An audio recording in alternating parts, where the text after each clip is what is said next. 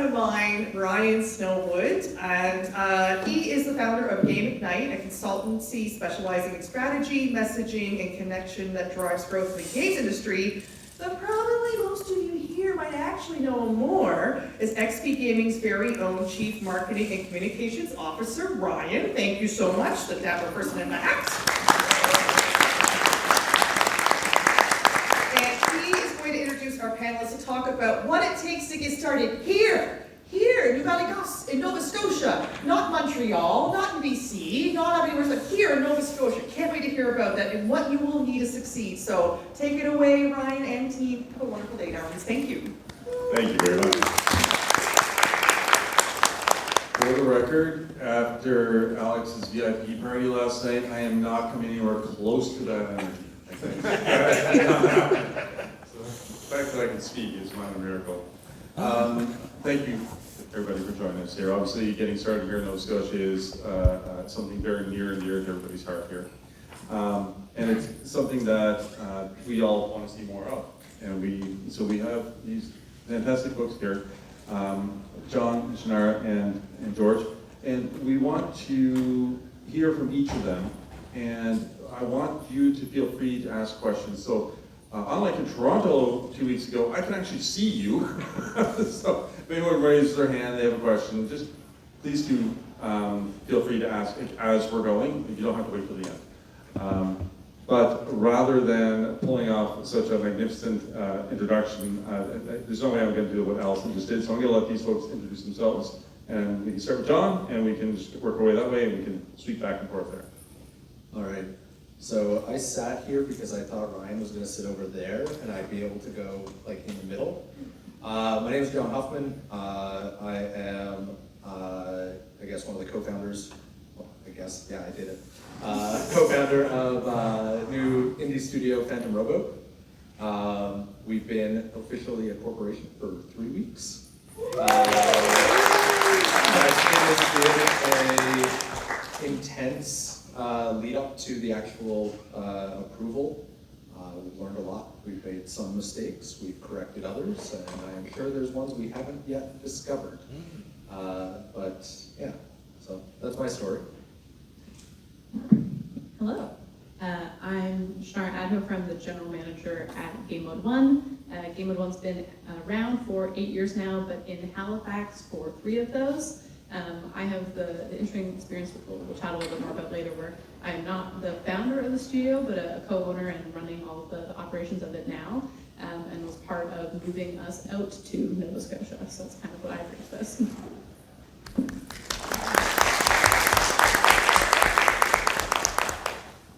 Hello, my name is George. I am the co-founder and director of besszong, Nova Scotia's second newest game studio. Third. Before this, I was a member of Ubisoft Halifax for 7 years. Before that, I was in television, and before that, I was in college. So I've been here a while. Yeah, I am from Halifax originally, and I just decided to stick around.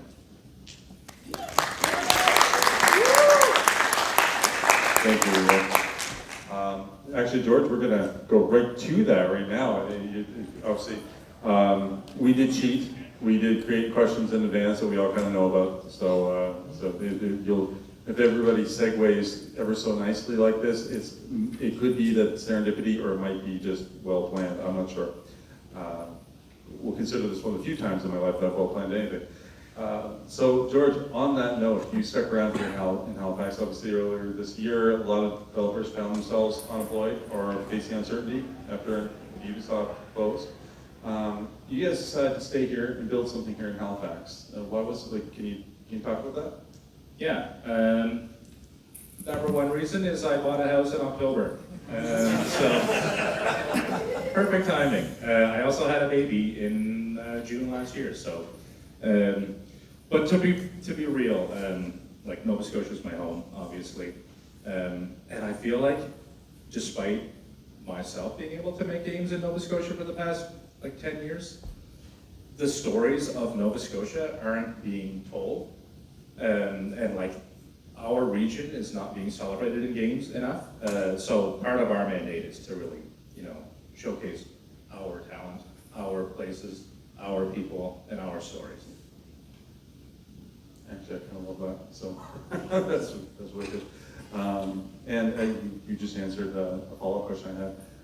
And Chinara, so obviously Gamemode 1 made a significant investment here in Halifax. So what convinced the company that Nova Scotia was the right place to grow? Yeah, moving 3 years ago is definitely a different landscape that we would have entered into prior to a lot of the changes that have happened out here. But from the get-go, very much just saw Halifax as a strategic long-term location and stand by that with what we've continued to experience out here. Part of it is really the community component of it. There's a lot of interconnectedness and friendliness and welcoming nature to the community that we haven't experienced in other places in Canada. Some of that is the inroads that talent have to be developed here and create a great industry around that junior talent. And the major kind of attractant initially as well being the digital media tax credit, which just really helps to reduce risk for a studio scaling, and that has yielded over and over again for us. A lot of it helps with committing to a place, committing to a region and people, and being able to continually invest in that as somebody who wants to be for long term. And also just the lifestyle component, that there's always going to be personal factors tied up in that, where like we get to be right by the ocean, we get to be situated specifically here. It's definitely some pluses in there for sure. And was there anything, any of the advantages that you found that proved the most valuable? Was it the MTC, as you mentioned, or because it is interesting the way you mentioned that, and you said that it de-risked. So can you tell us a little bit more about your framing around that, if that applies to what you found to be the most valuable? Yeah, absolutely. Games broadly, you're working with unknown margins or slim margins, but with us being in the Minecraft space as well, like we're finding ways to do more and more every single year with not necessarily a notably expanding market, which is true of games generally. So being able to bring down the cost of our operations there, but also even another component of moving out to Nova Scotia was like we had to bring in our kind of like long-term pillar staff to build a studio around, and there were really great inroads for being able to relocate folks, but also the tax incentive components to make that less expensive for us once we move them out here. We're like, okay, we can rest a little bit easier knowing that we are building genuinely sustainable cash flow that makes it safer as a studio. Nice. Wait a second, how many did you move out here? We moved out here with 5 people originally, and then continued to relocate more of our international talent into Halifax after that. So between international relocation and also local hiring efforts, we're now 30 people after that 3 years. So. Holy, okay, there we go. Gamemode 1 on a personal mission to increase the population of Nova Scotia. Everyone needs to take note. And I had a baby, it's a very personal mission. You're committed to this. I admire this commitment. Jonathan, so you launched one of Nova Scotia's newest studios, which, what was it again, the second newest? Yeah, we're second. Apparently somebody successfully incorporated like 2 days ago. Oh, wow. That's what I've heard. All right. It's a beautiful competition. I like this. Right? Yeah. It's a hot competition right now. So why start Phantom Rowboat, here instead of another province, country? Yeah, I mean, it's very simple, but if you ain't where you are, you're nowhere. And our team is here in Nova Scotia. We love it here. Like George, I bought a house last year, so that's a solid anchoring point. But the talent's here, the opportunity's here. So just what was I gonna do? Move to Ontario? So, I recognize you're on 3 weeks in. What was the most surprising part about starting a studio here? So kind of surprising, challenging, interesting all at the same time. It was discovering that you can incorporate yourself, because everywhere you go, everybody will tell you, And it's a good recommendation. I'm telling you that we did it ourselves, and then I'm recommending that don't necessarily do it that way, because it's crazy.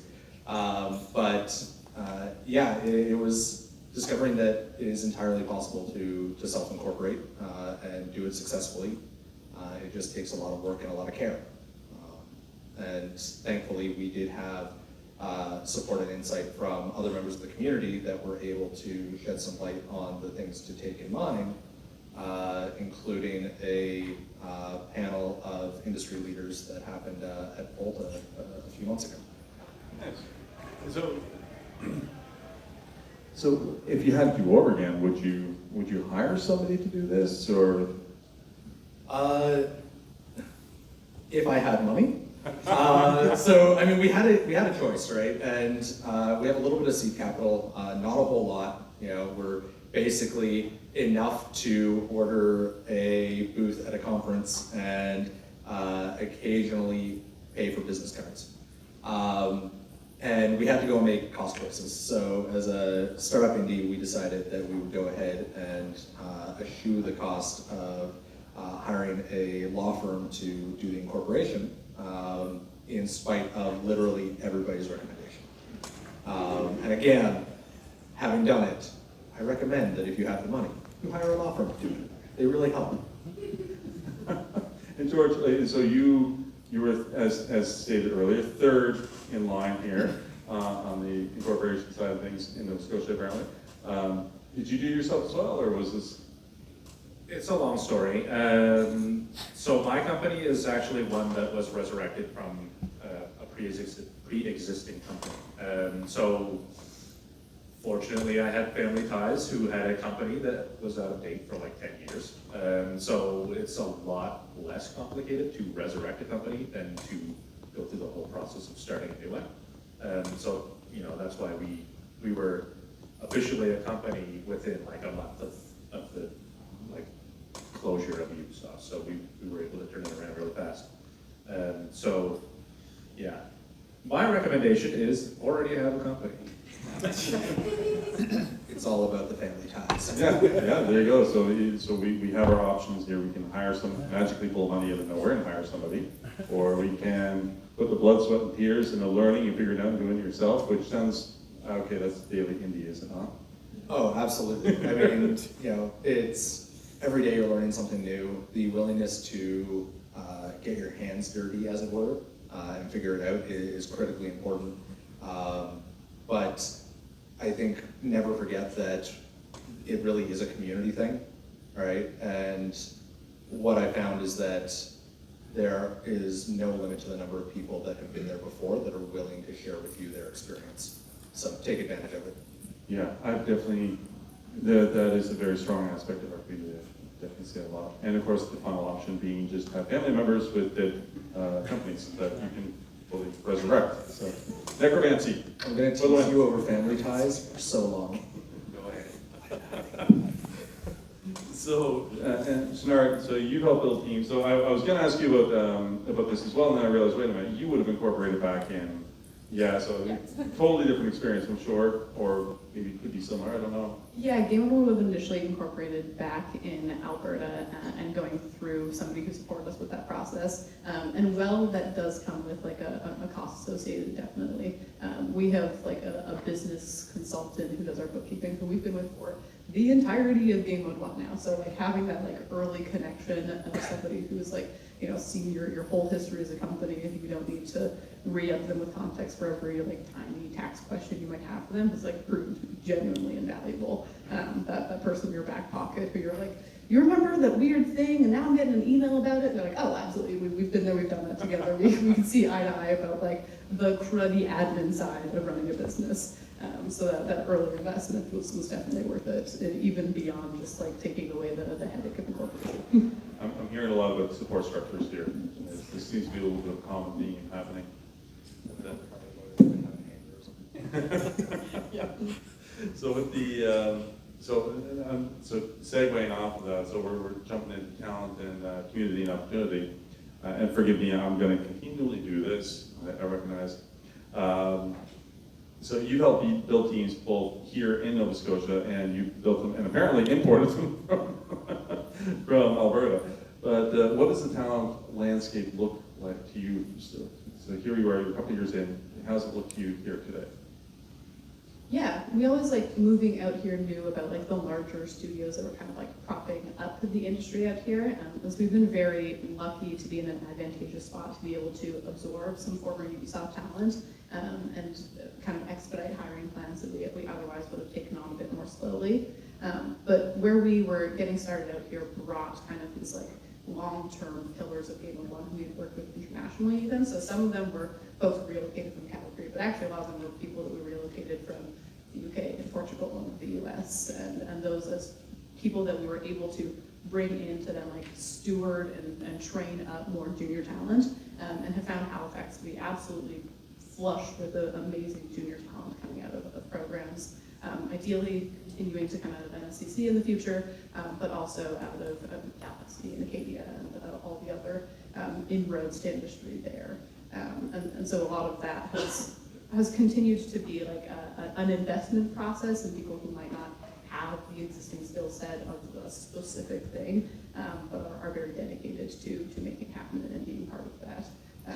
Yeah, and so it's an interesting landscape right now where kind of like the felling of Ubisoft is ideally like the unlocking of this talent to grow other successful indies out of, but also to be able to feed other local studios and even other local industries potentially.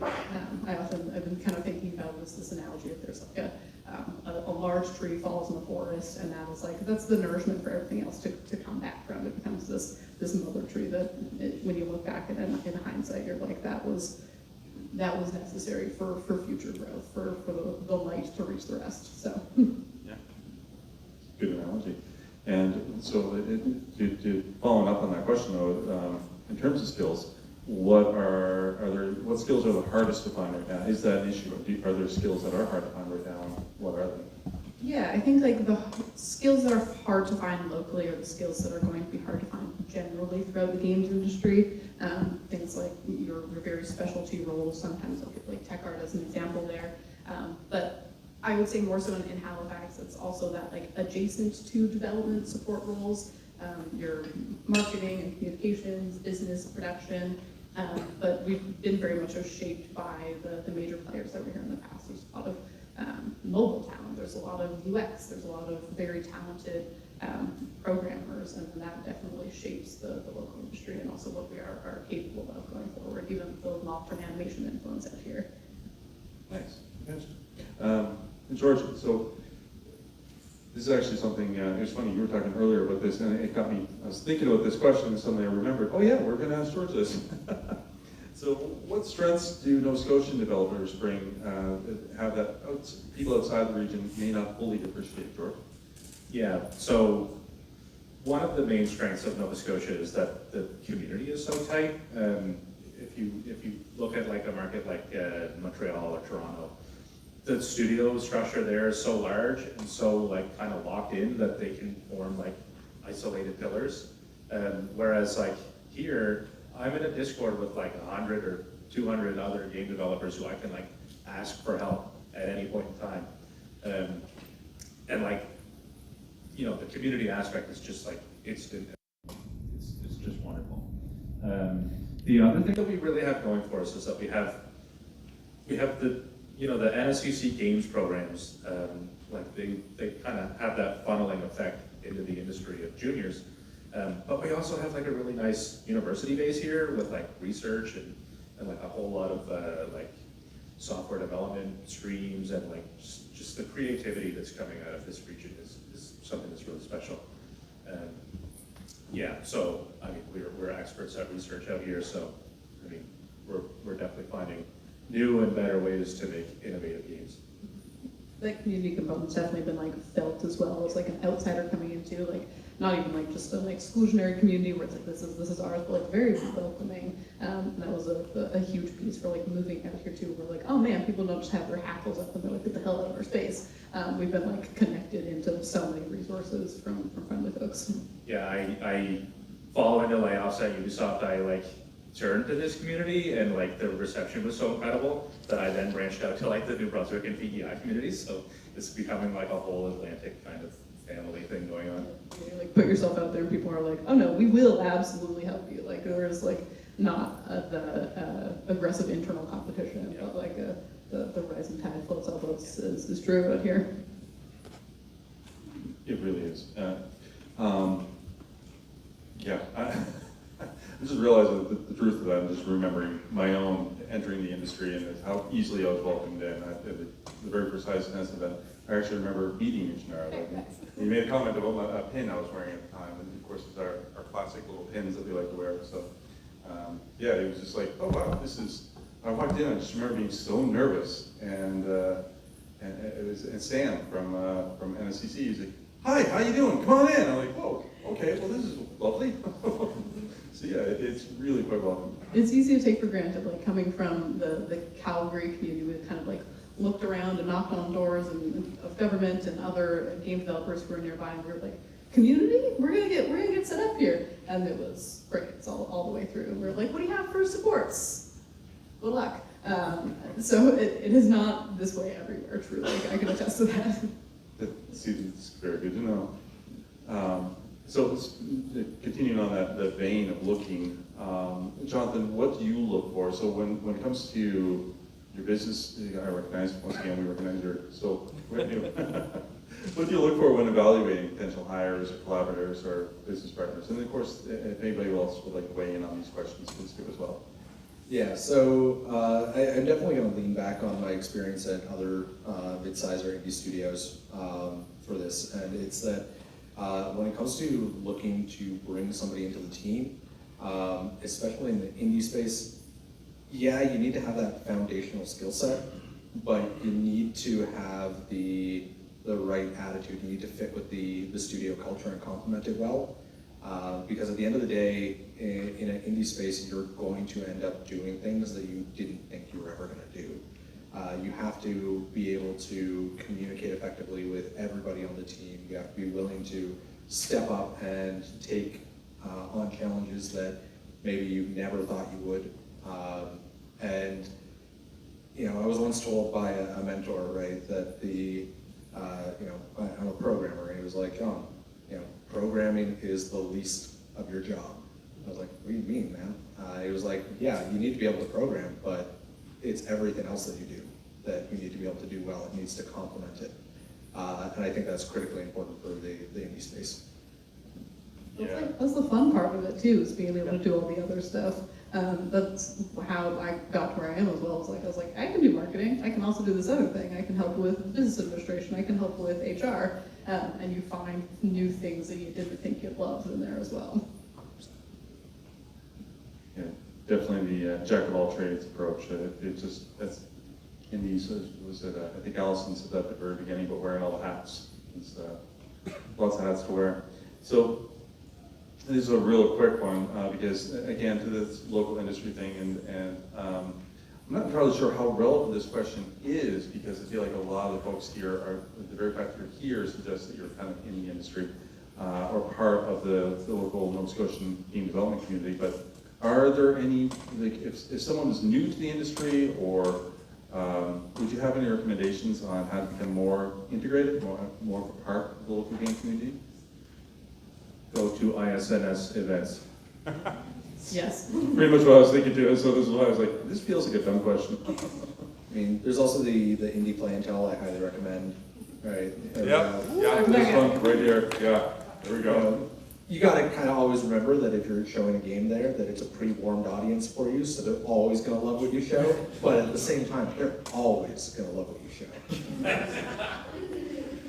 But like, yeah, ISNS events, the indie clientels, I think like really part of it is just like the putting yourself out there, but putting yourself out there in a genuine way, where this is like a long-term community. If you're going for like a quick win of like an extractive relationship, it's gonna fall flat. Like you put yourself out there as a person who has things to give, to benefit from, and it'll be like a long-term, slow burn relationship there, where you're going to meet a lot of people who you don't know how they will benefit you in the future, and like that's okay. That's part of it.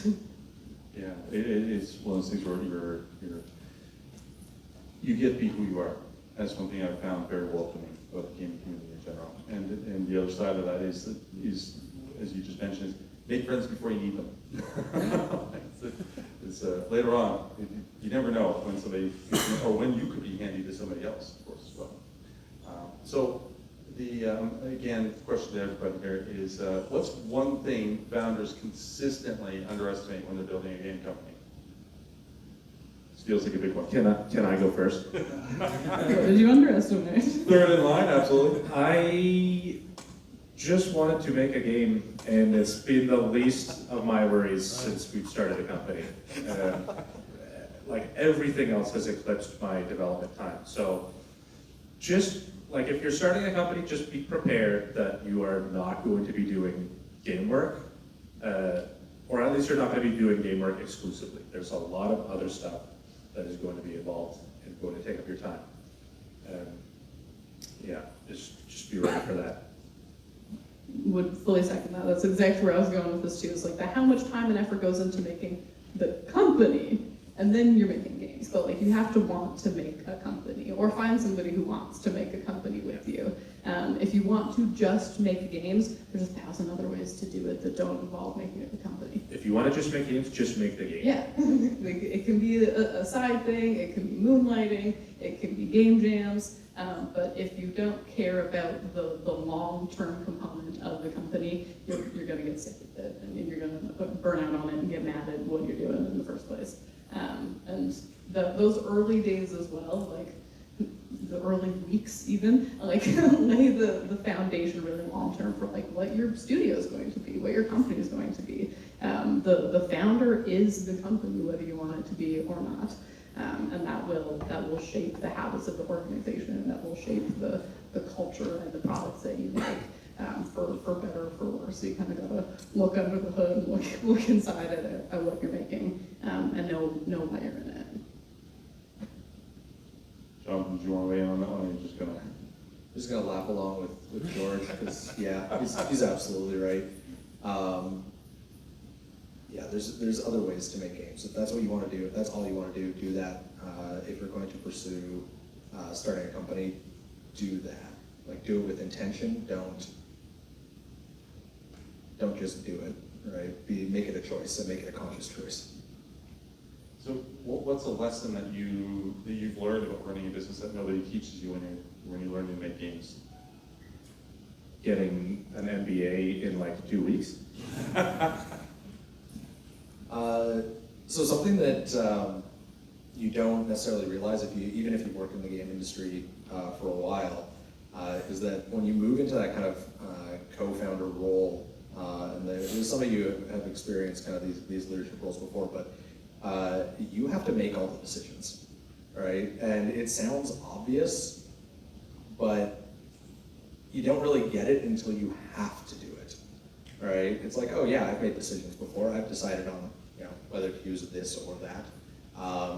But suddenly you're in a position where every decision, every single one, right? From where do we spend our little bit of money, to do we use Git or Perforce, to how do we sign contracts, right? That's a weird one, but everything. And it's also it's a mental load, right? Like it definitely goes and stretches your resilience, because you are constantly making choices. Yeah, can I echo that? We had a call very early on in our project, because things were moving slowly, and I was kind of like, you need to hurry up, and like literally everyone in the call confronted me and was like, you need to make all these decisions. And I was like, oh no, that's not me. Look around, like, we need an adult. Like, it's me. It's me. Yeah, absolutely. There's no fail safe of like somebody else is working on this behind the scenes, and I am the behind the scenes. Yeah. You suddenly realize you have to be the adult in the room. Like, no. This coming from the new father. Yeah, it's a wild process having a baby and having a studio because they're kind of the same thing. Yeah, I think that's a great analogy too, because like you love it enough to see it through, but like it will keep you up at night. It will be miserable for a Some of while. those- You will some of those question nights, it. I'm trying alongside with both of the things. Changing the corporation's diapers. Well, like within that, it's very ideally empowering on the other side, because you'll come to the problem that you're like, in the past, you're like sweating bullets over it, and then you do it again, and you're like, oh, I know how to do that now. Yeah. It's easy, small deals, we solved that problem. Yeah, that's, after like 15 media interviews, that's me on this stage right now. Like, I wouldn't have been here a year ago. Actually, like tagging into that, a lot of that is, so those decisions and everything else that go into making a studio, that go into building that culture, to building a successful business, it has to be sustainable. And that's something you have to really focus on long term. And so when you think about sustainable growth, what does a healthy game studio actually look like in 2026 and moving forward?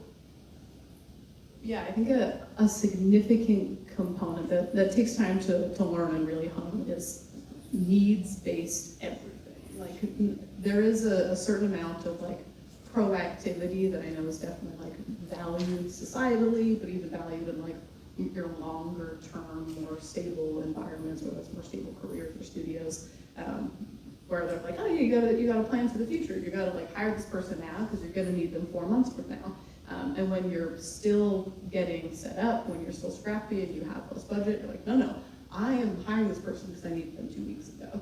I'm purchasing the software because currently our architecture is falling apart.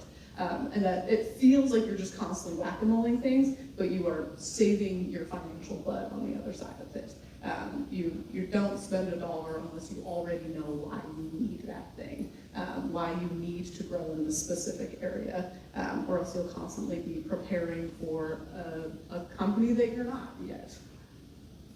Yeah, don't get ahead. Yes. And like, you know, within that as well, like assuming a lot of things conservatively, like the money that you want and that you have procured will take longer to come in than you could have possibly expected, and it will be smaller than you expected, and that expenditure will be way larger than you expected it to be, and you're just constantly preparing yourself for the worst case scenario while having like big dreams on the other side of it. You're like, we'll get there, but in the meantime, I'm going to pretend that we won't get to tomorrow. Good way to look at it. And it's also remarkable how vendors are very often so much quicker at the draw to want money from you than people who owe you money are on the draw to get you that money.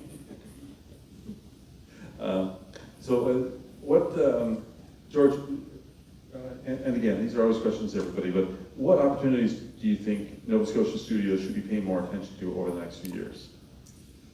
The frustrating answer is AI. It's here and we have to reckon with it, basically, is like the answer. What does that actually mean in reality is like, that's the question is, like, I don't think that using AI for art generation is a wise idea.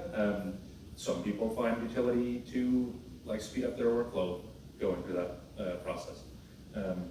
So I think like, you know, it's definitely gonna be an inflection point, hopefully for the better, and hopefully we get human content out the door.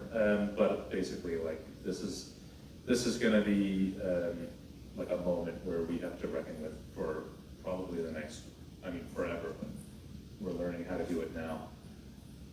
Yeah, the AI thing I think is a really good point, but in particular right now, I think it's worth knowing that it's going to get, like AI is going to get worse, right?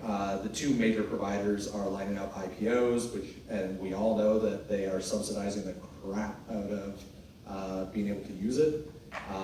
So right now, it's an incredible tool for acceleration, and there's an opportunity to use it for that. But a year from now, you may not get nearly as much utility out of it for what you put into it. So I know, like from my experience as a programmer, right, it's become a constant companion to the work that I do. there's kind of like two sides of the AI conversation there, though, where there's the input into development, but then from there, there's the receiving end of consumers. And while AI is definitely like a component of that conversation right now, I feel like it is just like the current way that we are talking about consumer appetites, and the thing that will continue to be true there is trying to like meet players and gamers where they are at and making the things that they want to, and whether or not like AI is a tool to get that product to them faster, or if it's a way to alienate them and be like unseen in the product that is made on the other side of it. And however fast or quality bar you can make something to will only matter to the consumer side of it if it is the game that they want, and I think that will be true for a very long time. Yeah, that's the other parts. Consumers are going to rule that. Yeah, I mean, it really is like running with scissors, right? Like, that's what it is.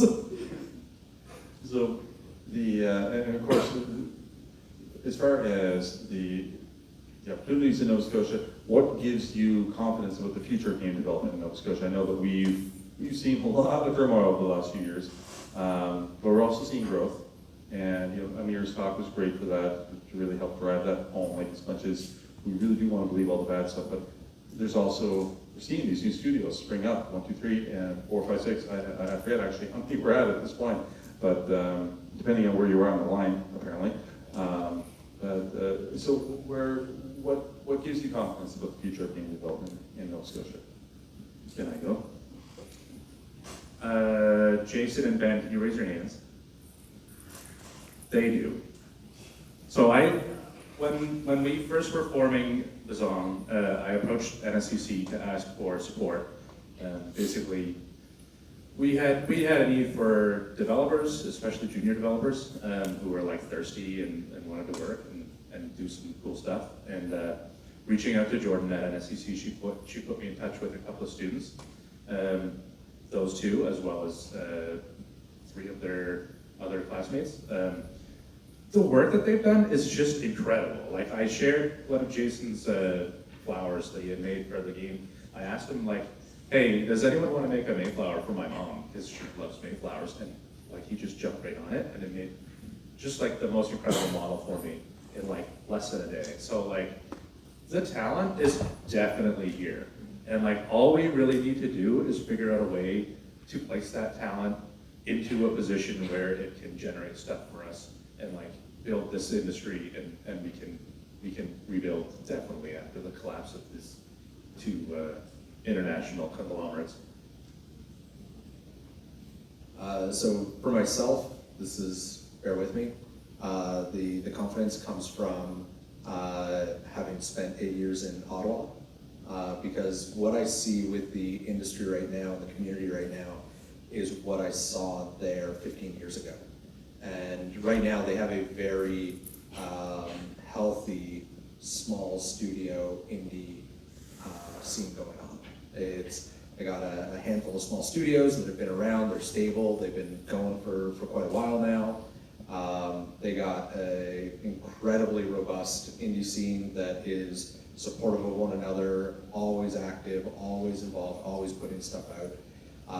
And I really see a reflection there. So for me, it's like, I'm looking at this and I'm like, I am seeing us at the start of something. I see another city that is well into the journey. It's like, oh, we're already on track. Like, this isn't new. We're following a path, and that path does lead to successful places. It's really good to know. Yeah, I think like things like this as well, being able to have XP here, being able to have any spaces where we are having conversations about the future of the industry.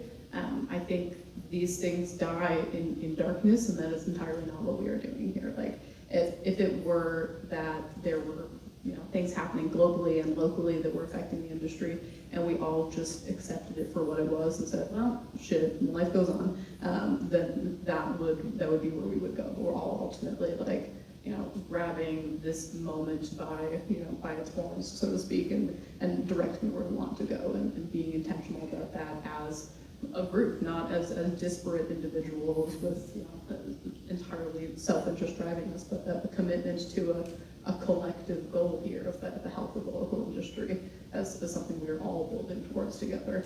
And you don't see that happen in a lot of places at that groundswell. Yeah, you can really feel that. Presumably, everybody here wants to make games. So, I mean, how can an industry fail when there's this many people who want to make games? On that note, we're going to do like one closing here before Alison starts chewing us off stage here. But so if someone, everybody here, as you said, they want to make games. We're all here because we love games. We want to make them. So everyone leaves here wanting to build a game studio in Nova Scotia. What's the single most important piece of advice that you would give them? Yeah, so I said it earlier, do it with intention, make a deliberate choice, and pursue it as its own thing, right? Like we said earlier, there's a ton of ways to make games, but if you're looking to start a studio, right? And go through it, and there are resources out there. One, your community that can go and tell you how they got there. But Eileen from Baby Ghost this morning had a great talk with George. They have some great resources that can go and guide people that want to go and start on this journey. Get those things done and set up properly so that you can be in a position to succeed.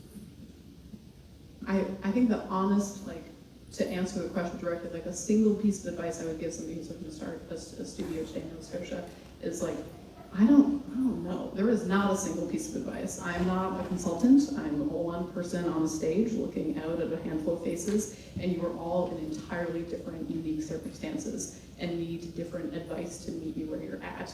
I don't know your story right now, but I would love to, and I think that that's the important thing, is if you get any advice that is not bespoke, it is probably not for you. It needs to meet you where you are. You need all something different to succeed. And that should definitely be a call to leverage all the community resources that you have, to plug in every bit of knowledge that you can, and some of it will be for you. And some of it you should throw out because it's for someone else. It's for somebody in the US. It's for somebody with a different amount of experience as you do, different resources and network and community than you have. You need people that you can trust when they give you advice, and know that it is about your specific studio and your specific goals. Because there is no one way to do this. There is no one way to make a company or one way to make games. That's good advice, right? I hope so. Single piece of advice, it's right there. George? Yeah. In contrast to Chinara, I have one piece of advice. No, I'm kidding. Singular. My piece of advice would be to,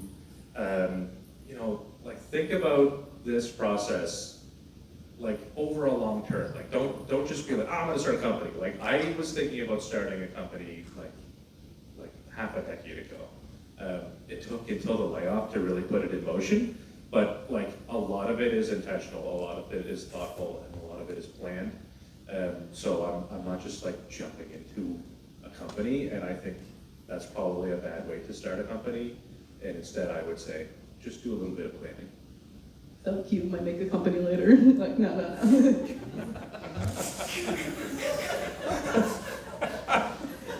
Oh my God, yeah, we went there. All right, guys, thank you ever so much. That was absolutely brilliant. I don't. Shit, I want to end on that. We are totally ending on the don't cute, let's start a company later, no. So there you go, we're wrapping up the entire panel. Getting started in Nova Scotia, what you need to succeed, don't cute. Alison,